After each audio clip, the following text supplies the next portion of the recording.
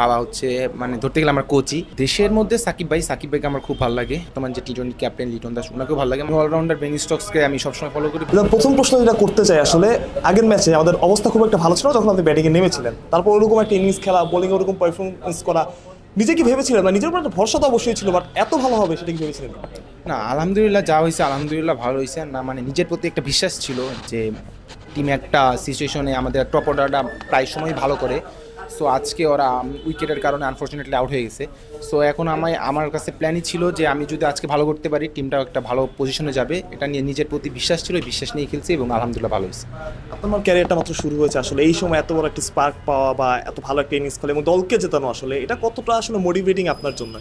না, এটা আসলে আমার অনেক কনফিডেন্ট হবে, আমার ভবিষ্যতের জন্য ভালো হবে, যেহেতু আমি এত সুন্দর একটা ইনিংস খেলতে পারছি। আপনার 95 সাথে 5 উইকেট, এর জন্য আমার মানে খুবই ভালো লাগতেছে। সবারই তো ক্রিকেট শুরুর পেছনে একটা গল্প থাকে, পথটা তো আসলে সহজ থাকে না, তো আপনার গল্পটাকে একটু শেয়ার করতে আমাদের সাথে। হ্যাঁ, গল্পটা হচ্ছে আমিও যখন ছোটোবেলাতে ক্রিকেট খেলি, 2015 সালে আমি ক্রিকেট শুরু করি, আমার ক্যারিয়ার শুরু করি। ফার্স্টে আমি আপনার টেনিস বলই খেলতাম, এলাকাতে খেলতাম, ওইখান থেকেই আমার শুরু। সো আস্তে আস্তে ক্রিকেট বলে আসা।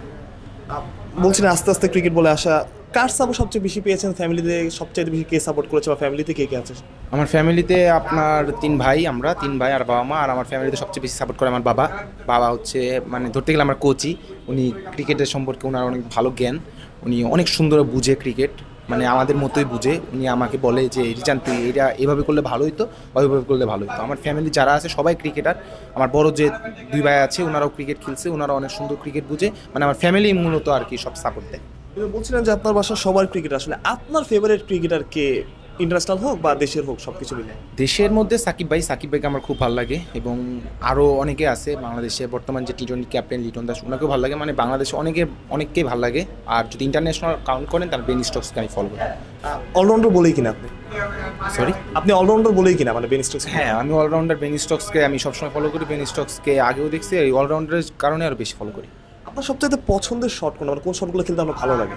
আমার অবশ্যই ভালো লাগে কাভার ড্রাইভ খেলতে, কাভার উপর দিয়ে এবং কাভার ড্রাইভ খেলতে খুব ভালো লাগে। বলছিলেন যে লিটন দাস আপনার ফেভারিট, সাকিব আল হাসানের সাথে কি দেখা হয়েছে বা লিটন দাসের সাথে কার সাথে কথা বলার সুযোগ হয়েছে? না, সাকিব ভাইয়ের সাথে দেখা হয় নাই, লিটন ভাইয়ের সাথে দেখা হয়েছিল, কিন্তু ওইরকম বেশি কথা হয় নাই, জাস্ট হাই হ্যালো হয়েছিল। এখন আসলে কেমন লাগছে একটা সিরিজ খেলে আসা, যেখানে আপনি পারফর্ম করলেন, দিন শেষে সব কিছু মিলে আসলে আপনার ফিলিংসটা কি এবং আপনার আসলে লক্ষ্যটা কি?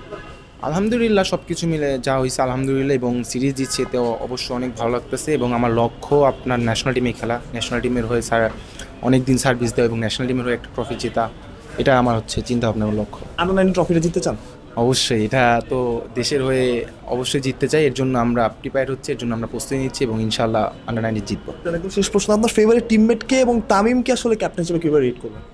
আমার ফেভারিট টিমমেট ধরতে গেলে আমার বেস্ট ফ্রেন্ড রাফি ও হচ্ছে আমার ফেভারিট টিমমেট, এবং তামিম হচ্ছে মানে ধরতে গেলে অনেক সুন্দর ক্যাপ্টেন, মানে আমার দেখা মতে অনেক সুন্দর একজন ক্যাপ্টেন। ও যেভাবে টিমটাকে হ্যান্ডেলিং করে, পেশা সিচুয়েশন যেভাবে হ্যান্ডেলিং করে, এর কারণে আর কি তামিমের ক্যাপ্টেন্সিটা আমার খুব ভালো লাগে। রিজান অনেক কথাই বলছিলেন, তার মধ্যে সবচাইতে পয়েন্ট করার মতো কথা আমার কাছে মনে হচ্ছে যে রিজানের পছন্দের ক্রিকেটার বেন স্টোকস।